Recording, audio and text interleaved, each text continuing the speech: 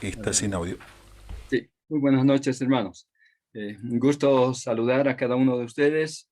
Una alegría grande para mí eh, asistir a esta reunión en Calle Colombia.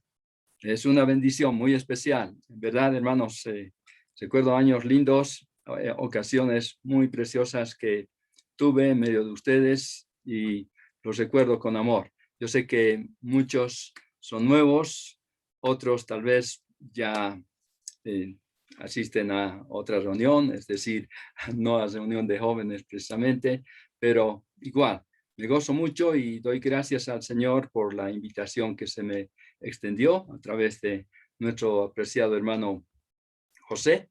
Así que les digo que estoy agradecido al Señor.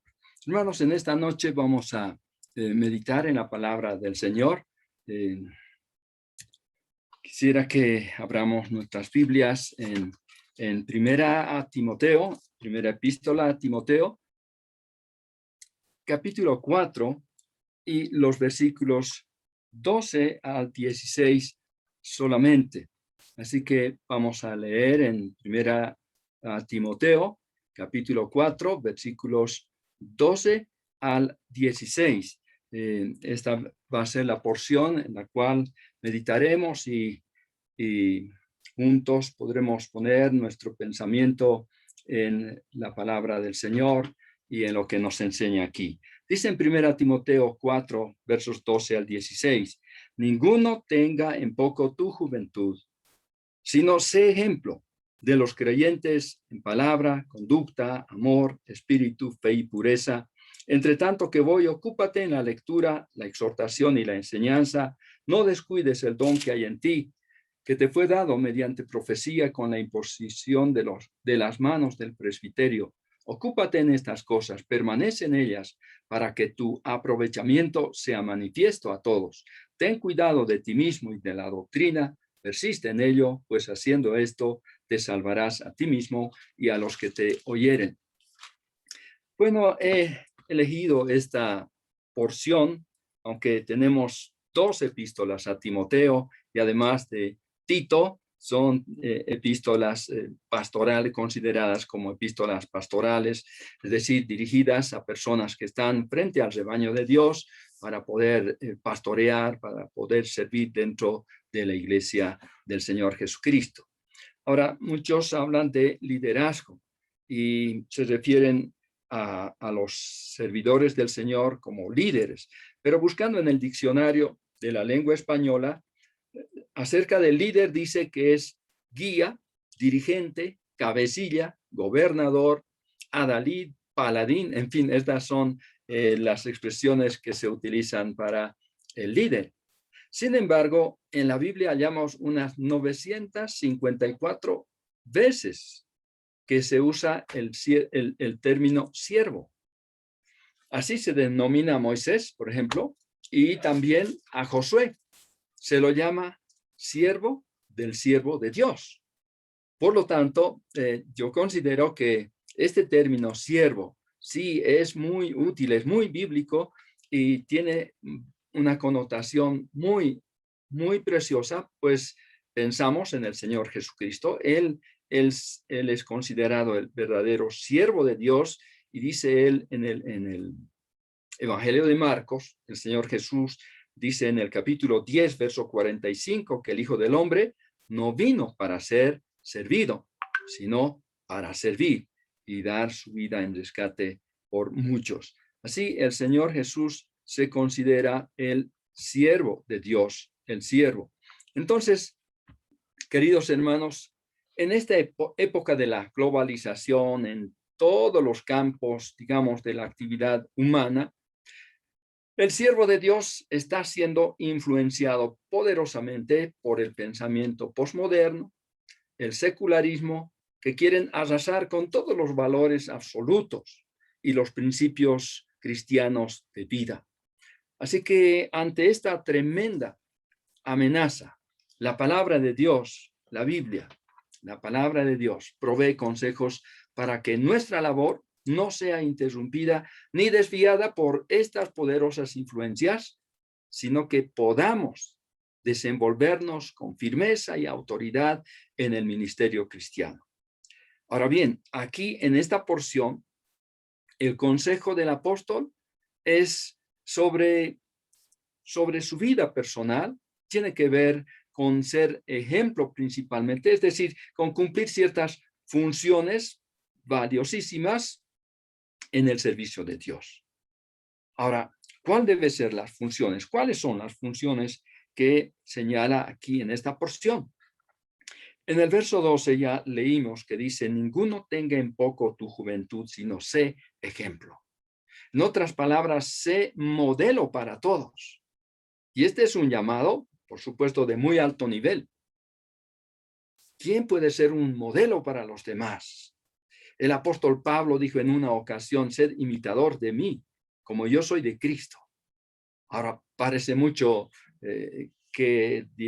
parece mucho atrevimiento decir que me imiten a mí, pero el apóstol, siendo un hombre inspirado por Dios, un llamado por el Señor Jesucristo y siendo real su seguimiento al Señor, él podía tomarse como ejemplo, como modelo de creyentes. Pero aquí el apóstol le da la responsabilidad a Timoteo. Le dice, sé ejemplo, sé modelo para todos. Ahora, esta es la parte difícil en la práctica cristiana, ser ejemplo o modelo.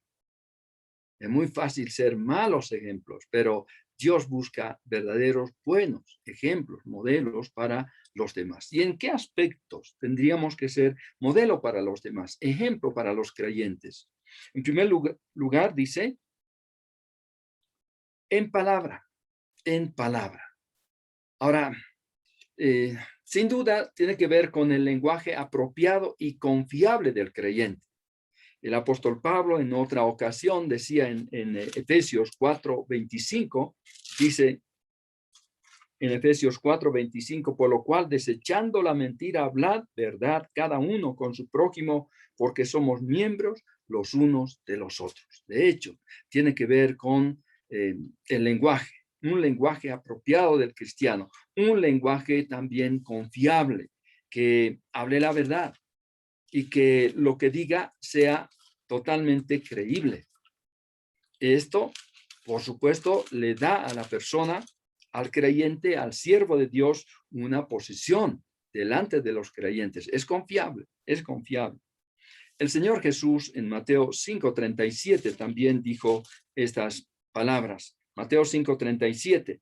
Y no permitió, dice, perdón, estoy en Marcos. En Mateo capítulo 5 y verso 37 leemos, pero sea vuestro hablar, sí, sí, no, no. Dice, porque lo que es más de esto, de mal procede. Qué interesante, el Señor Jesús fue muy firme en esto. Es decir, este es el lenguaje que edifica y da gracia también a los oyentes en palabra, ser ejemplo en palabra, en la manera de expresarse, porque es como nosotros manifestamos lo que hay dentro de nuestro ser. También dice, volviendo a Timoteo, en conducta, en conducta.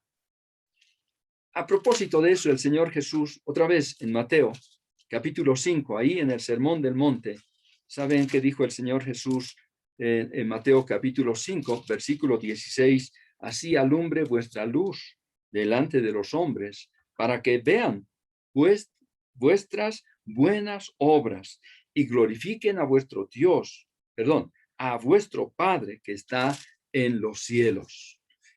Conducta. El Señor Jesús dice que es a través de nuestra conducta que las personas van a poder glorificar a nuestro Padre Dios. Esto es la manera de actuar. Nada de su comportamiento debería deshonrar al Señor. Nada del comportamiento del siervo debería deshonrar al Señor. Entonces, el apóstol le dice a Timoteo, sé ejemplo también en conducta. Y además, dice en amor, en amor. El amor debería ser el móvil de toda conducta. En realidad, deberíamos ser motivados, movidos por el amor. en cualquier acción que nosotros realizamos, aún en las palabras que decimos, que proferimos, deberíamos expresar amor, aún hacia nuestros enemigos. Espero que no tengamos ningún enemigo. Pero el apóstol Pablo en otro lugar, en otra ocasión, en Gálatas 5, versículo 13, al referirse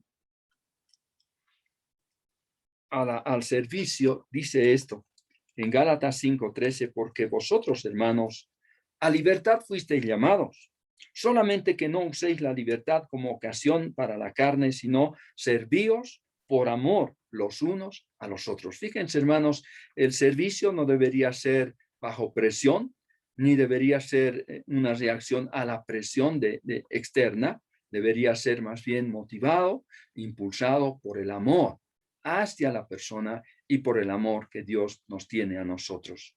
También Pablo le dice a Timoteo, sé ejemplo en espíritu.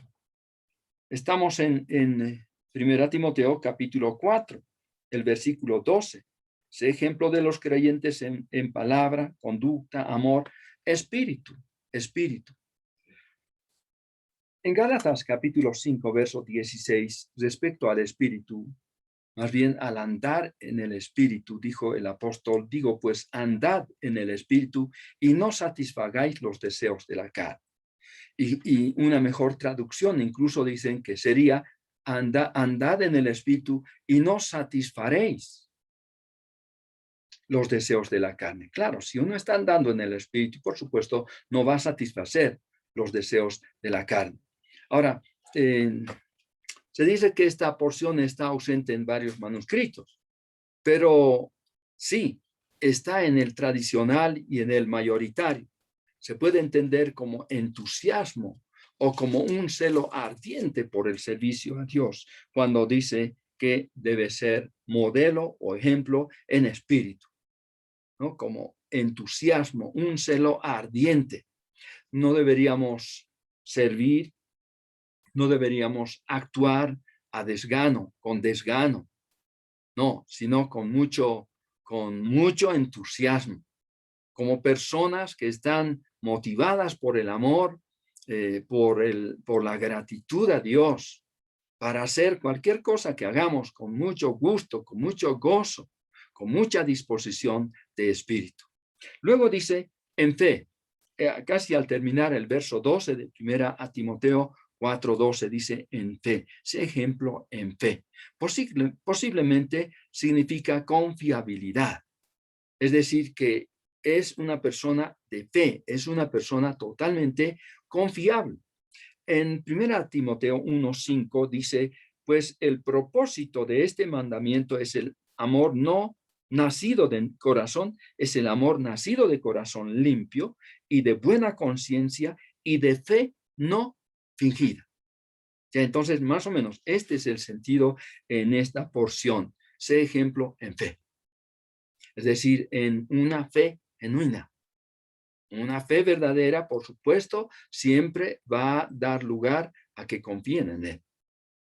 Si confío, si soy una persona con una fe genuina en Jesucristo, soy también una persona confiable.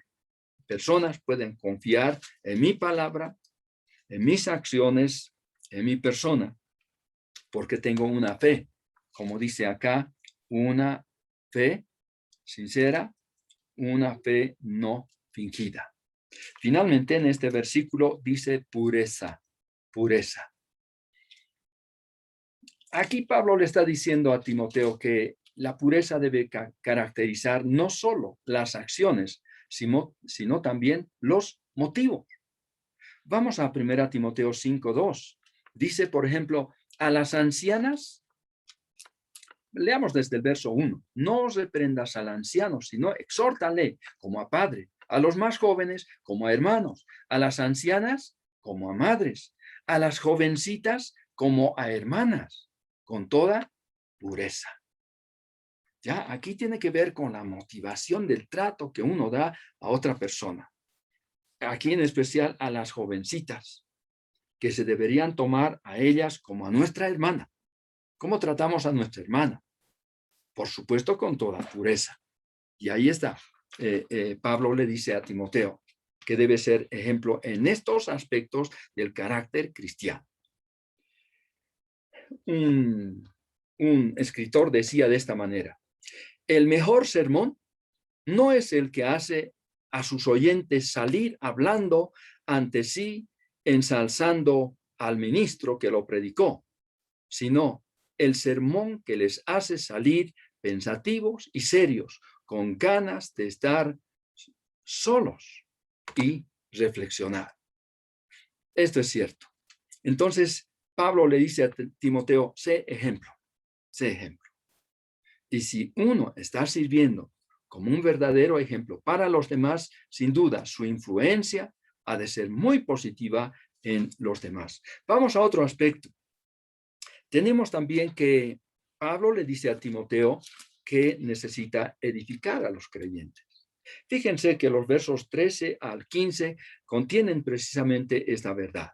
Esto requiere lectura abundante, porque dice: entre tanto que voy, ocúpate en la lectura. La congregación debe ser motivada y orientada para leer las escrituras. ¿Saben que cuánto por ciento de las personas leen las escrituras comprensivamente? El porcentaje es muy pequeño, es muy pequeño. La mayoría leen cosas rápidamente ahora que los medios son los que dominan, digamos, y ocupan mucho tiempo de las personas. Parece que la lectura de la palabra de Dios ha quedado relegada. Pero Pablo le dice: entre tanto que voy, ocúpate en la lectura, en la lectura. Qué importante es poder leer, y la congregación debe ser motivada a hacerlo también. Además, dice la exhortación: ocúpate en la lectura. Eso es el número 1. 2, en la exhortación. Requiere exhortación con amor, por supuesto. Es un pedido a la obediencia de lo aprendido. Aquí la exhortación no es como algunos piensan que es darle con la Biblia y darle algunos golpes, ¿no? A veces en la Argentina dicen, bueno, dicen le dio mucha caña o algo así, pero la idea es aquí, es el motivar, es rogar, es desafiar al creyente a poner en práctica, a obedecer lo que ha aprendido, lo que ha entendido de la palabra. Requiere, entonces, dice, requiere de exhortación, pero con amor. Porque la palabra exhortación en realidad tiene la misma raíz de el nombre que se da al Espíritu Santo, el otro consolador. Y aquí la palabra exhortar precisamente tiene la raíz en ese verbo, en esa palabra, que significa consolar, ponerse al lado del otro, desafiar, animar, fortalecer. Entonces, esto es lo que debería hacer además de la lectura. Y luego dice también, y la enseñanza, ¿no? Y la enseñanza. Ocúpate en la lectura, en la exhortación y en la enseñanza. Requiere de enseñanza con rectitud. Debe ser fiel a una interpretación correcta de las Sagradas Escrituras. Y este es el desafío para nosotros, de poder interpretar correctamente las Escrituras. Saben, para mí siempre es un ejemplo tremendo, un ejemplo bíblico en el Antiguo Testamento, Esdras. Y quisiera que observemos algunas cosas que se dicen de Esdras. Ahí en Esdras, capítulo 7, vamos a leer algunos versículos. Esdras, capítulo 7. En el verso 6, fíjense lo que dice la palabra. Este Esdras subió de Babilonia. Era escriba diligente en la ley de Moisés, que Jehová, Dios de Israel, había dado, y le concedió el rey todo lo que pidió, porque la mano de Jehová, su Dios, estaba con Esdras. En este versículo a mi parecer, sobresale la palabra diligente. Este Esdras era un escriba diligente. Vamos al siguiente verso, al verso 11. Dice, esta es la copia de la carta que dio el rey Artajerjes al sacerdote Esdras, escriba versado en los mandamientos de Jehová y en sus estatutos a Israel. ¿Cómo era este Esdras? Un escriba diligente. Además de eso, dice que era un escriba versado. Es decir, alguien que leía y estudiaba la palabra de Dios en profundidad. Versado. Y veamos algo más en el siguiente verso. Artajerjes, fíjense, esta es la carta que Artajerjes le está dando a Esdras para que lleve como una carta de recomendación o de ordenanza para los que están allí en el otro lado del río, es decir, allí donde está dirigiéndose Esdras para reconstruir, para ayudar en la reconstrucción de Jerusalén. Fíjense verso 12, Artajerjes, rey de reyes, a Esdras, sacerdote y escriba erudito de la ley del Dios del cielo, paz. Fíjense, podemos decir un pagano, un gentil, está recomendando a Esdras. Increíble, ¿no? Increíble que un no creyente, a menos que él haya creído verdaderamente en Dios, le está recomendando a Esdras. Pero aunque fuese un creyente, fíjense el nivel de autoridad, era rey de reyes, era un emperador, era un hombre, digamos, en una posición muy alta, y está recomendando a Esdras. ¿Cómo era Esdras? Un hombre era un hombre de la palabra, era un escriba diligente, versado, erudito en la palabra. Y el apóstol Pablo parece que se refiere a Timoteo también en este sentido, diciéndole que él sea ejemplo en la congregación para todos los demás, como alguien que lee las escrituras, que exhorta a los creyentes a poner en práctica las escrituras y además que enseñe realmente con rectitud la palabra de Dios.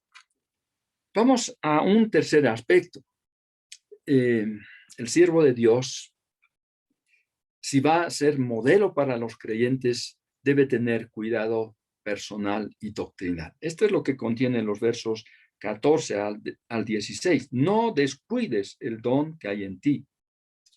No descuides el don que hay en ti, que te fue dado mediante profecía con la imposición de las manos del presbiterio. Luego dice, ocúpate en estas cosas, permanece en ellas, para que tu aprovechamiento sea manifiesto a todos. Y el verso 16, ten cuidado de ti mismo y de la doctrina, persiste en ello, pues haciendo esto te salvarás a ti mismo y a los que te oyeren.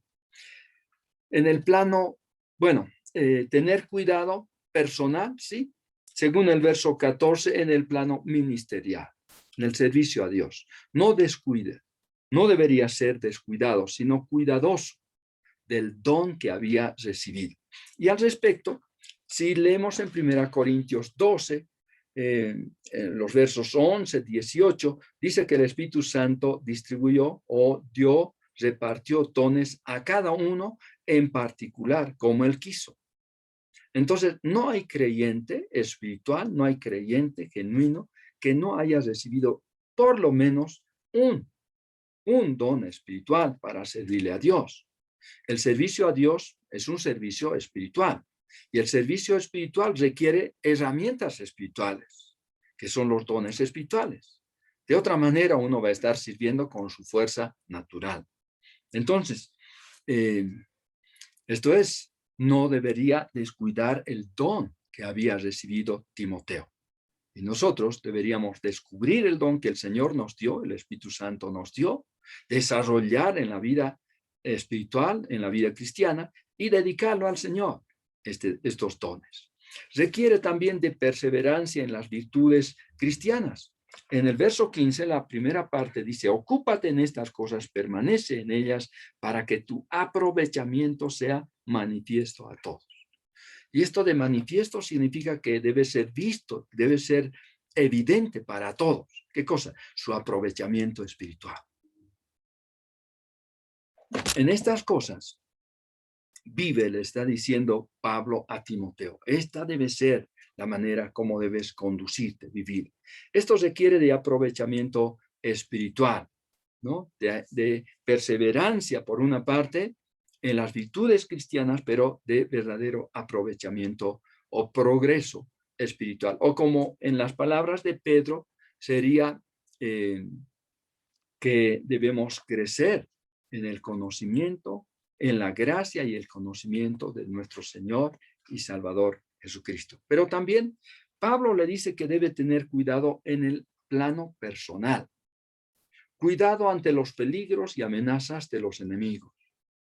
Esto ha de ser posible mediante una relación personal con Dios.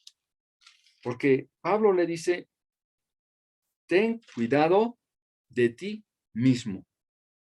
¿No? Ten cuidado, verso 16, ten cuidado de ti mismo, es decir, de tu vida personal. Es muy importante. Esto es posible. El cuidado personal empieza con el nuevo nacimiento. Empieza con la relación con Dios espiritual, cuando Él nos imparte la vida espiritual en el momento que nosotros ponemos la fe en el Señor Jesucristo. Y ahí empieza la relación, nuestra relación con Dios. Pero esa relación debe ser enriquecida, debe ser cultivada día tras día por medio de la oración, la lectura de la palabra y la obediencia a ella.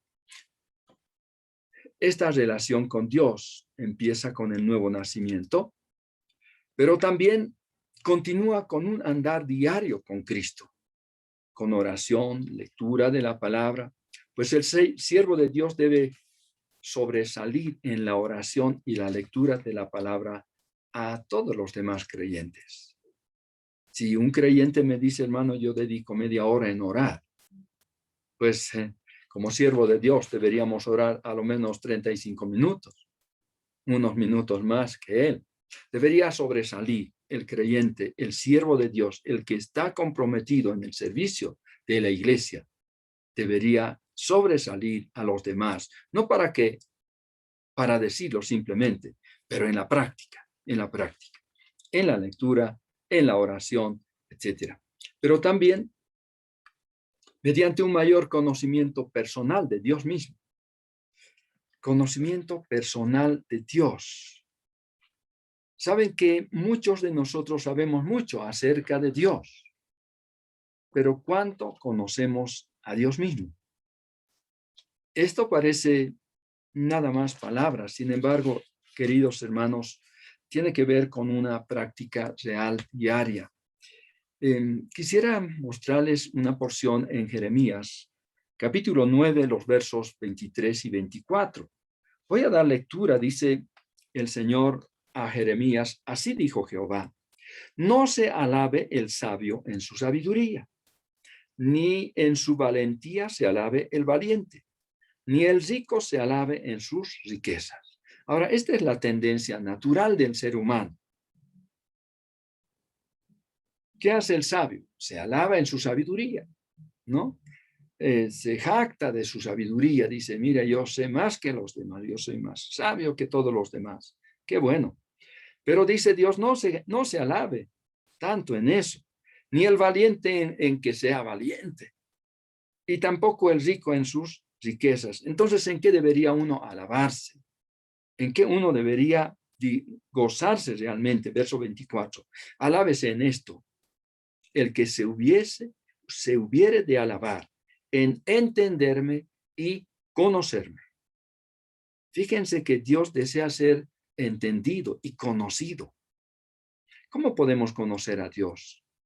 A través de una relación cada vez más cercana con Él. Es como los esposos. ¿Cómo empezaron su relación?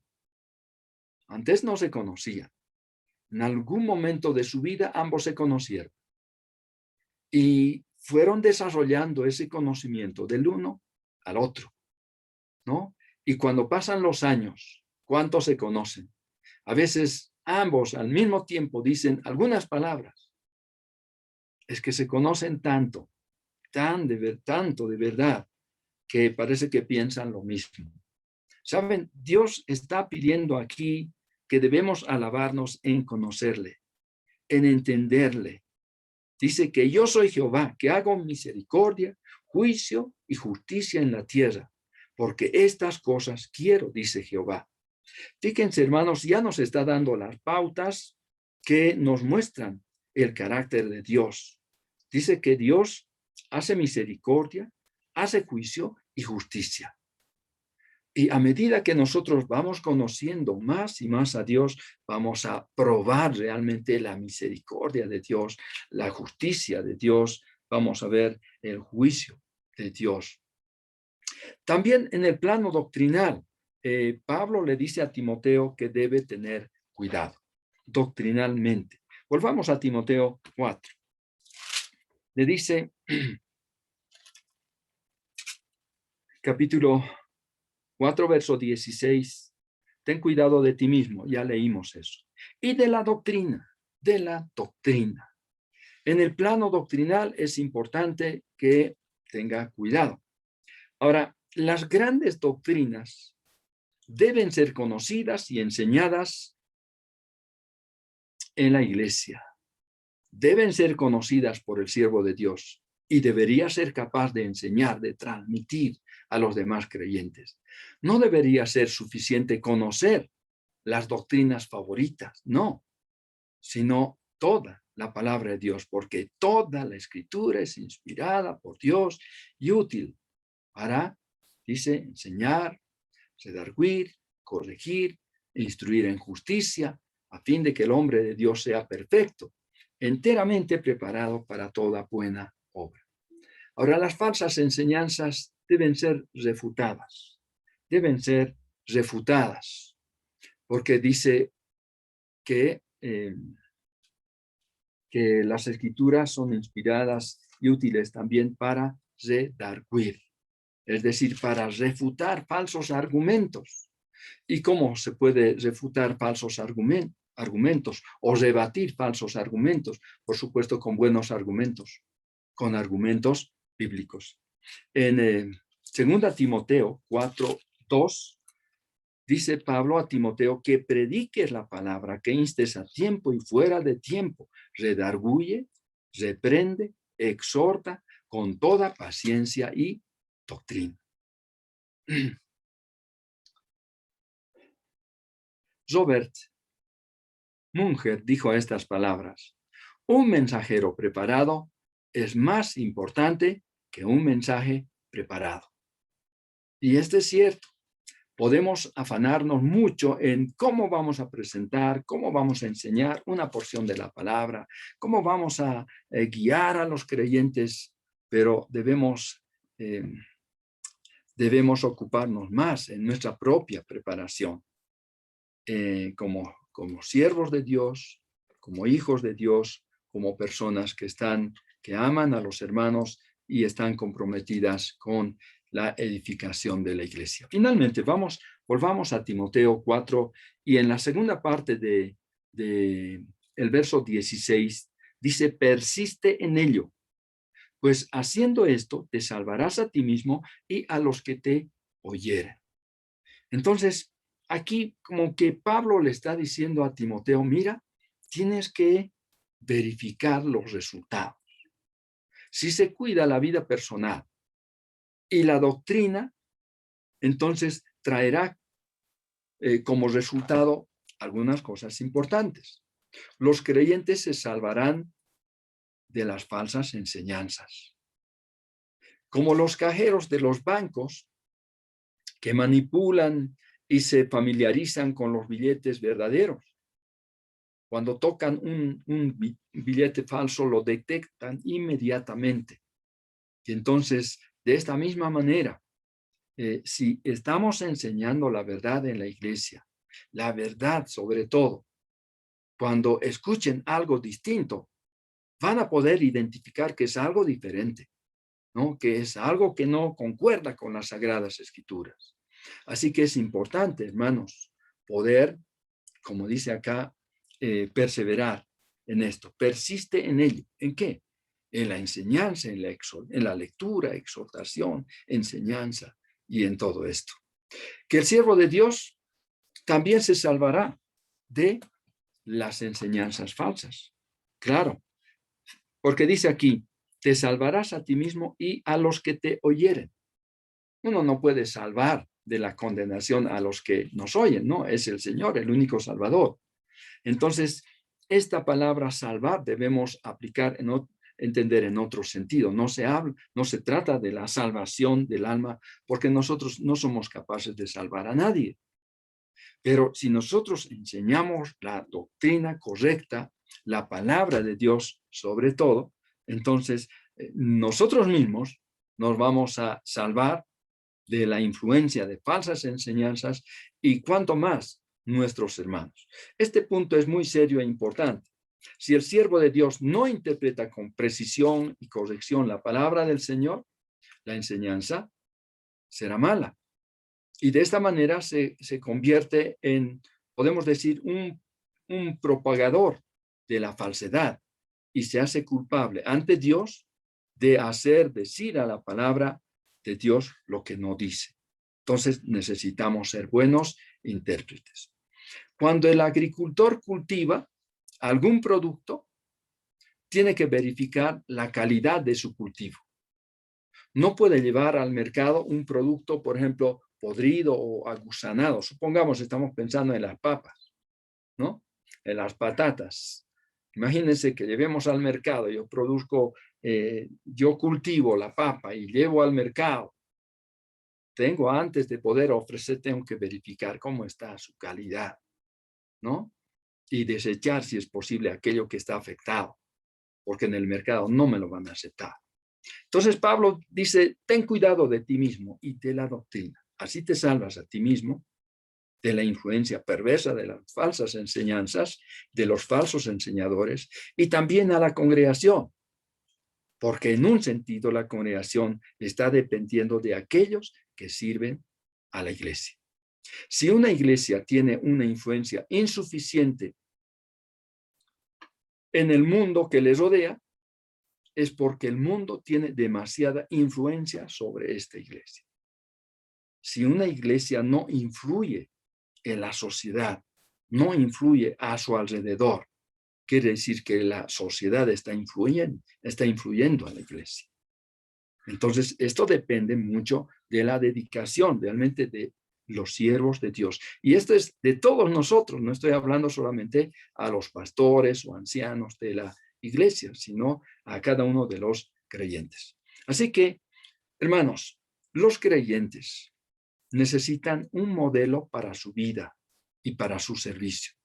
Esto es posible únicamente cuando el siervo de Dios cumple con la vocación o llamado tan noble y privilegiado que el Señor hace a cada uno de nosotros, que es, número uno, ser modelo o ejemplo para los creyentes, ser modelo o ejemplo para los demás. Dos, edificar a los creyentes con la enseñanza sana de la doctrina de Dios. Tres, tener un cuidado personal de sí mismo y de la doctrina que cree y que enseña.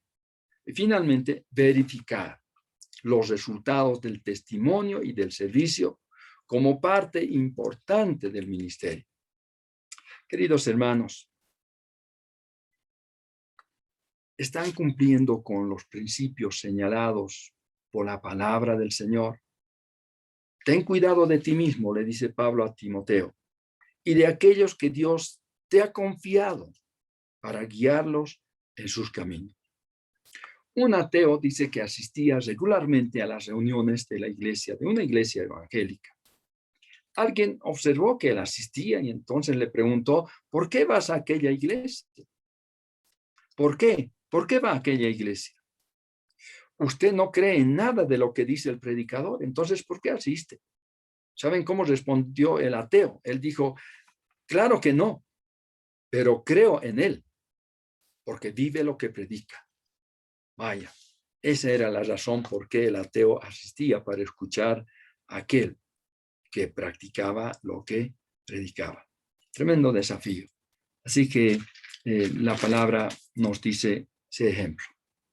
Dios está buscando modelos, ejemplos de creyentes varones o mujeres, ¿no? Que sean modelo, un ejemplo que imitar, que seguir, porque en el mundo se ofrecen muchos ejemplos, muchos modelos, pero en la iglesia faltan a veces los modelos. Y esto es lo que Dios está buscando y nos habla esta noche para que seamos modelos para los demás, para que tengan un punto de referencia para poder vivir la vida cristiana y efectuar el servicio cristiano. Que el Señor nos bendiga, hermanos.